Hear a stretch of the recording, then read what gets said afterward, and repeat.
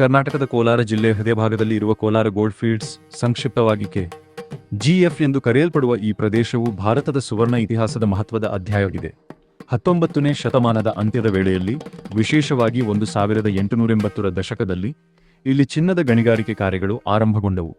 ಬ್ರಿಟಿಷರ ಆಳ್ವಿಕೆಯಲ್ಲಿ ಈ ಪ್ರದೇಶವು ವಿಶ್ವದ ಅತಿ ಆಳದ ಚಿನ್ನದ ಗಣಿಗಳಲ್ಲಿ ಒಂದಾಗಿ ಪ್ರಸಿದ್ಧಿ ಪಡೆದಿತು. ಕೆಜಿಎಫ್ನಲ್ಲಿ ಕೆಲಸ ಮಾಡಿದ ಸಾವಿರಾರು ಕಾರ್ಮಿಕರು ಭೂಮಿಯ ಸಾವಿರಾರು ಅಡಿ ಆಳಕ್ಕೆ ಇಳಿದು ಚಿನ್ನವನ್ನು ಹೊರತೆಗೆದು ದೇಶದ ಆರ್ಥಿಕತೆಗೆ ಮಹತ್ತರ ಕೊಡುಗೆ ನೀಡಿದರು. ರಾಬರ್ಟ್ಸನ್ಪೇಟೆ ನಗರವು ಈ ಗಣಿಗಾರಿಕೆಯ ಸುತ್ತ ಬೆಳೆಯಿತು. ಇಲ್ಲಿ ಸ್ಥಾಪಿತವಾದ ಆಸ್ಪತ್ರೆಗಳು, ಶಾಲೆಗಳು ಮತ್ತು ಕ್ಲಬ್ಗಳು ಆ ಕಾಲದ ಆಧುನಿಕ ಜೀವನ ಶೈಲಿಯನ್ನು ತೋರಿಸುತ್ತಿದ್ದವು. ಒಮ್ಮೆ ಲಿಟಲ್ ಇಂಗ್ಲೆಂಡ್ ಎಂದು ಕರೆಯಲ್ಪಟ್ಟ ಕೆಜಿಎಫ್ 2001ರಲ್ಲಿ ಚಿನ್ನದ ಉತ್ಪಾದನೆ ನಿಲ್ಲಿಸಿದರೂ ಅದರ ಐತಿಹಾಸಿಕ ಮಹತ್ವ ಇನ್ನೂ ಜೀವಂತವಾಗಿದೆ. ಇನ್ನು ಈ ಪ್ರದೇಶವು ತನ್ನ ಪುರಾತನ ಕಟ್ಟಡಗಳು, ಗಣಿಗಳ ಅವಶೇಷಗಳು ಮತ್ತು ಸಂಸ್ಕೃತಿಯ ಮೂಲಕ ಭೂತಕಾಲದ ನೆನಪನ್ನು ಸಾರುತ್ತಿದೆ. ಕೋಲಾರ ಗೋಲ್ಡ್ ಫೀಲ್ಡ್ಸ್ ಕೇವಲ ಒಂದು ಗಣಿಗಾರಿಕಾ ಪ್ರದೇಶವಲ್ಲ, ಅದು ಸಾಹಸ, ಪರಿಶ್ರಮ ಮತ್ತು ಇತಿಹಾಸದ ಪ್ರತೀಕವಾಗಿದೆ. ಬ್ರಿಟಿಷ್ ಕಾಲದಲ್ಲಿ 1880ರಿಂದ 1900ರವರೆಗೆ ಅತ್ಯಂತ ಕಠಿಣ ಮತ್ತು ಶೋಷಣಾತ್ಮಕವಾಗಿದ್ದವು.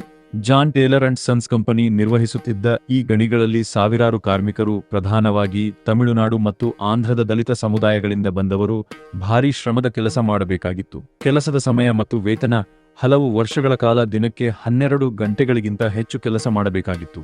ವೇತನ ಅತಿ ಕಡಿಮೆಯಾಗಿತ್ತು, ಕೇವಲ ಬದುಕುಳಿಯಲು ಸಾಕಾಗುವಷ್ಟು ಅಥವಾ ಅದಕ್ಕಿಂತ ಕಡಿಮೆ. ಕಾಂಟ್ರಾಕ್ಟ್ ವ್ಯವಸ್ಥೆಯ ಮೂಲಕ ನೇಮಕಾತಿ ಮಾಡಲಾಗುತ್ತಿತ್ತು.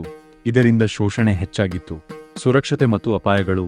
ಗಣಿಗಳು 3 ಕಿಮಿ ಗಿಂತಲೂ ಆಳಕ್ಕೆ ಇಳಿದ್ದವು. ರಾಕ್ ಬರ್ಸ್ಟ್ ಬಂಡೆಗಳು ಸಿಡಿಯುವುದು, ಬೆಂಕಿ, ಗ್ಯಾಸ್ ಸ್ಫೋಟಗಳು, ಶಾಫ್ಟ್ಗಳಲ್ಲಿ ಬೀಳುವುದು, ಬ್ಲಾಸ್ಟ್ಗಳು ಮುಂತಾದ ಅಪಾಯಗಳು ಸಾಮಾನ್ಯವಾಗಿದ್ದವು. 1891ರಿಂದ 1940ರವರೆಗೆ ಸರಾಸರಿ ವಾರ್ಷಿಕ 60 ಮಂದಿ ಕಾರ್ಮಿಕರು ಅಪಘಾತದಿಂದ ಸಾಯುತ್ತಿದ್ದರು. ಸುರಕ್ಷತಾ ಕ್ರಮಗಳು ಕಡಿಮೆಯಾಗಿದ್ದವು. ಕಂಪನಿ ಮತ್ತು ಮೈಸೂರು ಸರ್ಕಾರದ ನಡುವೆ ಸಹಕಾರದಿಂದ ಕಾರ್ಮಿಕರ ಹಿತಾಸಕ್ತಿಗಳನ್ನು ಕಡೆಗಣಿಸಲಾಗುತ್ತಿತ್ತು. ಆರೋಗ್ಯ ಸಮಸ್ಯೆಗಳು. ಸಿಲಿಕೋಸಿಸ್ ಧೂಳು ಸೇವಿಸಿ ಉಂಟಾಗುವ ಶ್ವಾಸಕೋಶದ ಕಾಯಿಲೆ ಅತಿ ಸಾಮಾನ್ಯವಾಗಿತ್ತು. ಬ್ಲಾಸ್ಟ್, ಧೂಳು, ಗ್ಯಾಸ್ ಮತ್ತು ಹೊಗೆಯಿಂದಾಗಿ ಅನೇಕರು ಶ್ವಾಸಕೋಶದ ಕ್ಯಾನ್ಸರ್ನಿಂದ ಸಾಯುತ್ತಿದ್ದರು. ಆರೋಗ್ಯ ಸೇವೆಗಳು ಯುರೋಪಿಯನ್ ಕಾರ್ಮಿಕರಿಗೆ ಉತ್ತಮವಾಗಿದ್ದರೂ ಭಾರತೀಯ ಕಾರ್ಮಿಕರಿಗೆ ಸೀಮಿತವಾಗಿತ್ತು. ವಾಸಸ್ಥಳ ಮತ್ತು ಭೇದಭಾವ. ಬ್ರಿಟಿಷ್ ಅಧಿಕಾರಿಗಳು ವಿಶಾಲ ಬಂಗಲೆಗಳಲ್ಲಿ ವಾಸಿಸುತ್ತಿದ್ದರು, ಆದರೆ ಭಾರತೀಯ ಕಾರ್ಮಿಕರು ಮಣ್ಣಿನ ನೆಲದ ಚಿಕ್ಕ ಕುಟೀರಗಳಲ್ಲಿ ಒಂದು ಕೋಣೆಯಲ್ಲಿ ಬಹುಕುಟುಂಬಗಳು ವಾಸಿಸುತ್ತಿದ್ದರು. ರೇಷನ್. ಶಾಲೆಗಳು, ಆಸ್ಪತ್ರೆಗಳು ಇದ್ದವು, ಆದರೆ ಭೇದಭಾವದಿಂದ ಕೂಡಿತು.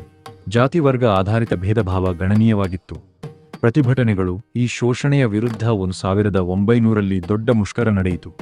ಕಾರ್ಮಿಕರು ಗೌರವ ಮತ್ತು ಉತ್ತಮ ಪರಿಸ್ಥಿತಿಗಳಿಗಾಗಿ ಹೋರಾಡಿದರು, ಆದರೂ ಕಂಪನಿ ರಾಜ್ಯದ ಸಹಯೋಗದಿಂದ ನಿಯಂತ್ರಣ ಕಠಿಣವಾಗಿತ್ತು. ಒಟ್ಟಾರೆಯಾಗಿ ಕೆಜಿಎಫ್ನ ಚಿನ್ನದ ಉತ್ಪಾದನೆಯ ಹಿಂದೆ ಕಾರ್ಮಿಕರ ರಕ್ತ ಬೆವರಿನ ದೊಡ್ಡ ಬೆಲೆ ಇತ್ತು. ಸಾವು, ರೋಗ, ಶೋಷಣೆಯೊಂದಿಗೆ ಈ ವಿಷಯಕ್ಕೆ ಸಂಬಂಧಿಸಿದ ಐತಿಹಾಸಿಕ ಚಿತ್ರಗಳು, ಆಳದ ಗಣಿಯಲ್ಲಿ ಕೆಲಸ ಮಾಡುತ್ತಿರುವ ಕಾರ್ಮಿಕರು, ಹಳೆಯ ಫೋಟೋ. ಕೆಜಿಎಫ್ ಗಣಿಗಳ ಅಪಾಯಕಾರಿ ಕೆಲಸದ ದೃಶ್ಯ. ಗಣಿಗಳ ಆಳದಲ್ಲಿ ಸಿಲಿಕೋಸಿಸ್ ಮತ್ತು ಅಪಘಾತಗಳಿಗೆ ಒಳಗಾದ ಕಾರ್ಮಿಕರ ನೆನಪುಗಳು ಇಂದಿಗೂ ಜೀವಂತವಾಗಿವೆ.